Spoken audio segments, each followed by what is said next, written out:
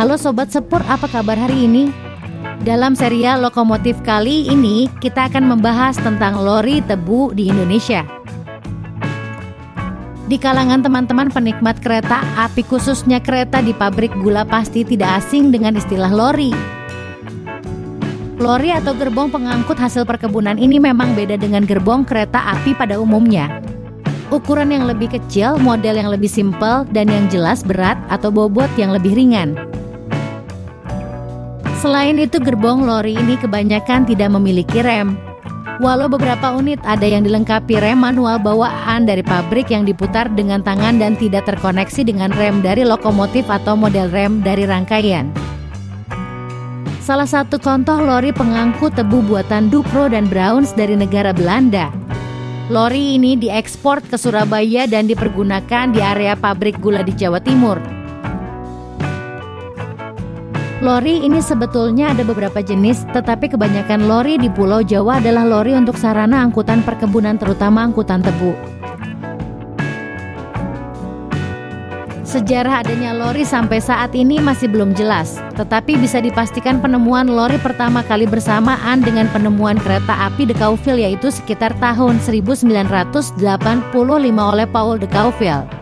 De Couville sendiri adalah sebutan kereta api dengan rel ukuran kecil, yang fungsi utamanya adalah mengangkut hasil perkebunan dan tambang. Walau akhirnya perkembangan jalur de Couville ini menjadi angkutan prajurit ke medan perang oleh militer maupun untuk angkutan penumpang jarak dekat. Di Pulau Jawa ini hampir seluruh pabrik gula menggunakan lori sebagai sarana angkutan batang tebu dari ladang ke dalam area pabrik.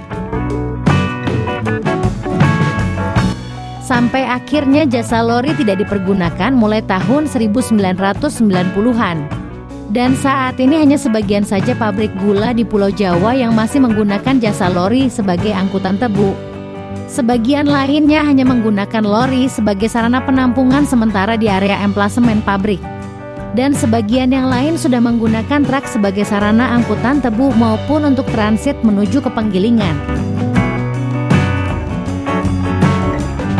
Macam jenis pabrikan pembuat lori di Indonesia menurut sumber Suiker Fabriken OP Java and Hair Machinery 1930 kebanyakan berasal dari Dukro dan Browns Belanda, Orenstein Koppel Jerman, HE Oving Belanda, dan beberapa merek lain seperti Krupp yang berasal dari Jerman. Untuk saat ini kebanyakan lori yang masih beroperasi sudah tidak original, alias asli seperti dulu, dikarenakan selain ada proses peremajaan dan perbaikan rangka. Kebanyakan bagian lori yang masih asli dari zaman kolonial adalah aspot dan rangka bawah saja. Sedangkan untuk bagian yang lain sudah diperbarui. Lori tebu di Indonesia atau Hindia Belanda pada umumnya memiliki model 2 gandar atau 4 roda yang bermodel rigid tanpa adanya suspensi atau peredam kejut. Model aspot pada lori juga ada 2 macam, antara lain model bering atau laker dan model bantalan pelumas tanpa laker atau plain bearing. Untuk lebar gauk atau lebar rel pada lori bervariasi, mulai dari yang terkecil 600 mm sampai dengan yang paling lebar 900 mm. Untuk alat perangkainya sendiri pada umumnya menggunakan rantai saja, dikarenakan hanya untuk angkutan perkebunan, jadi faktor kenyamanan tidak diutamakan.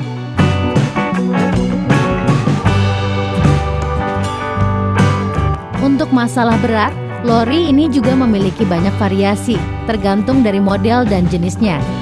Pada umumnya berat lori ini antara 700 sampai 850 kg. Sedangkan berat tonas yang dapat dibawa lori ini antara 7 sampai 8 ton. Rata-rata kecepatan lori ini apabila ditarik lokomotif sekitar 10 sampai 15 km per jam saja. Hal ini dikarenakan lori tidak mempunyai rem untuk berhenti. Pengereman mengandalkan dari lokomotif. Nah, itu tadi sekilas tentang lori di Indonesia. Semoga lori-lori di pabrik gula bisa bertahan di era modern saat ini. Karena lori-lori ini adalah benda bersejarah yang patut kita lestarikan.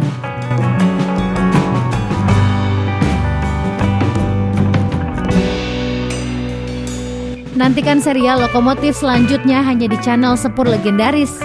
Terima kasih dan sampai jumpa lagi.